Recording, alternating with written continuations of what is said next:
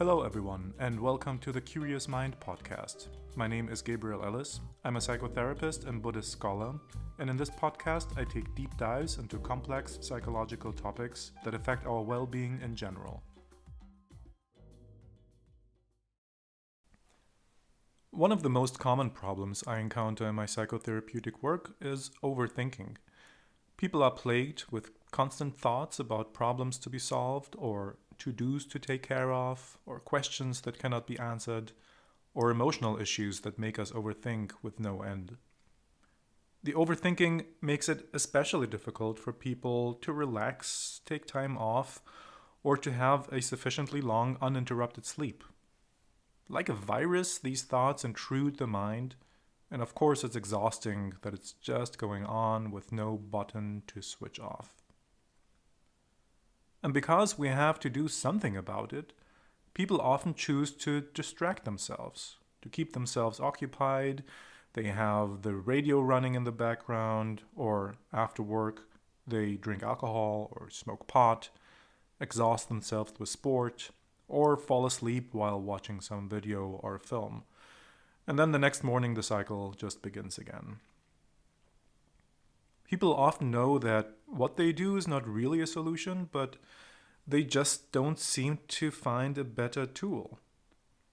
Some try meditation or mindfulness as a remedy, but there is very little chance that a concrete problem like this can be solved with meditation only. And anyhow, it takes too long to learn, and such a narrow goal as to turn a specific thoughts off prevents the state of meditation, which needs an open mind and curiosity and not to be focused on a specific goal. So then what to do? The approach I'd like to describe is to face the thoughts and to take care of them.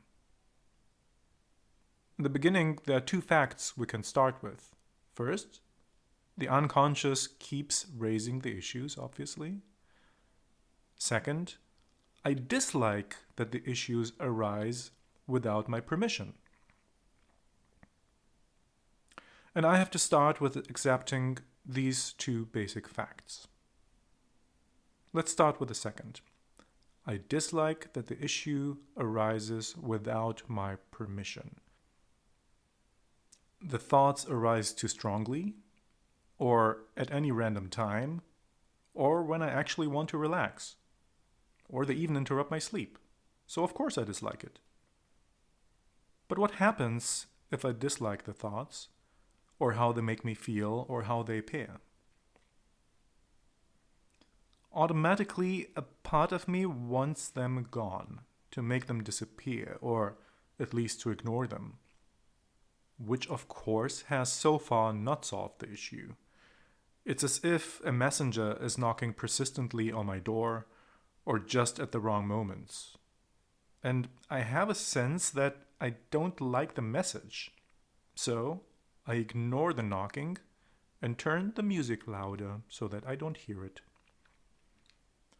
The problem is that whoever sent the message told the messenger to deliver it no matter what, which puts the messenger in a difficult position because they simply have to go on knocking. And maybe now you can already guess who the sender is and who the messenger. Anyhow, we have to face the fact that the knocking and the issue won't just disappear, so we have to change our attitude towards it, so that there is at least a chance. And so I turn the dislike into curiosity. What is it that insists so much on attention? And I have to be really curious about it. The messenger will only leave if the message is properly delivered. And how are we really curious? We listen, we write down, we inquire in order to make sure that we understood well. Unfortunately, our past habits of distracting ourselves are not switched off either.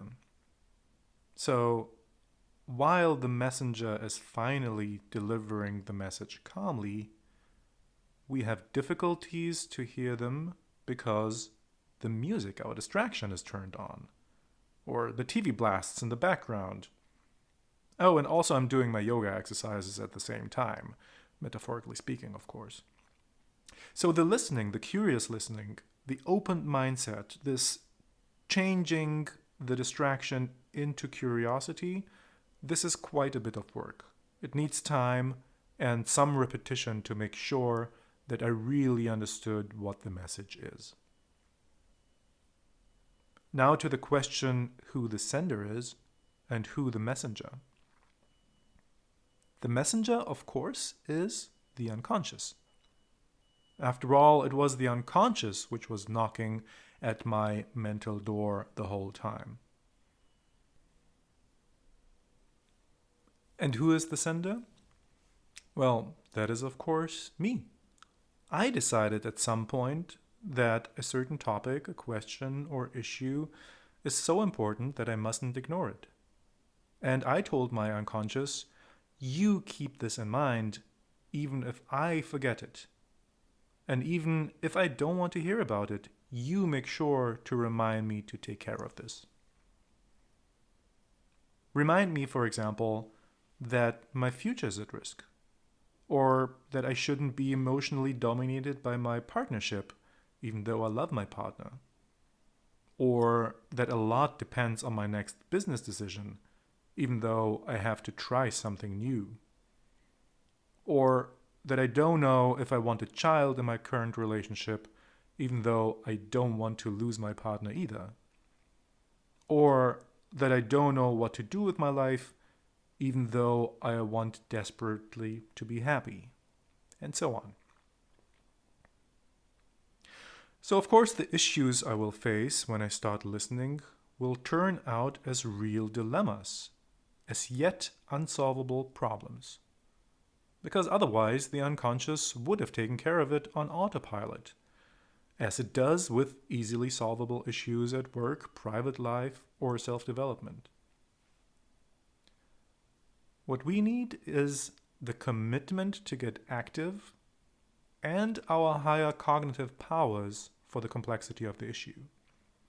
In other words, we need the courage to face the consequences and the dedication to work on it.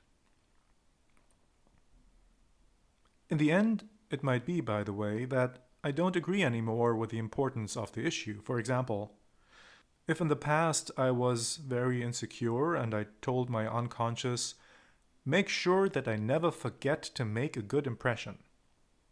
And as a consequence, I would constantly think about what other people think about me, or if I somehow embarrass myself, or how in future situations I could make the best possible impression. But then, becoming aware that this is a problematic mindset, I raise the whole topic to the conscious level. I understand how and why it was necessary for me in the past to be concerned with people liking me.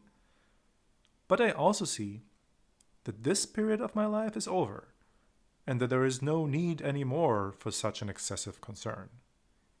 Seeing that clearly, not as wishful thinking, pretending that I'm secure now and have enough confidence, but only if it's true. I make a new arrangement with my unconscious. I lay out the reasons. I explain why it's not important anymore. And I release the unconscious from the duty to raise the issue or to remind me of it. It's simply not relevant anymore. In most cases, however, according to my experience at least, the concern the unconscious has is still somehow legitimate and necessary. Then I have to take it seriously. And being grateful that my unconscious reminded me of the important task, I dedicate myself to a solution.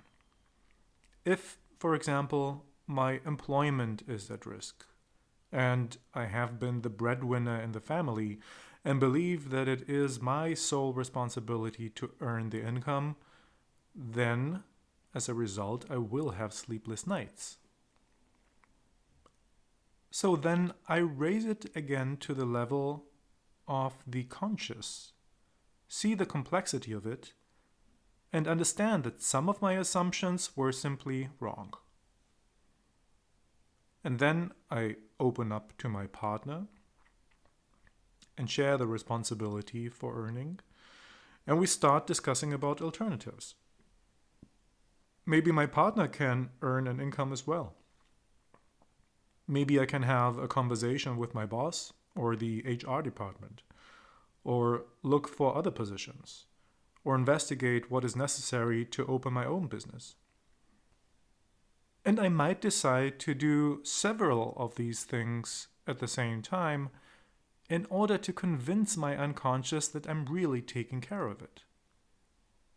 I don't have to necessarily put all plans into action, but when necessary, I will know that I have them in place and those plans are ready to be executed.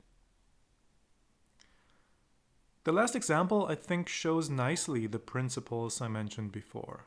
I bring up the courage to face difficult questions and situations, work in ways I have not been comfortable yet, consider the consequences of my options, and take responsibility for the options that I choose. The good thing is that I can choose this approach in many situations, and with many topics or issues that bother me, and are responsible for my overthinking.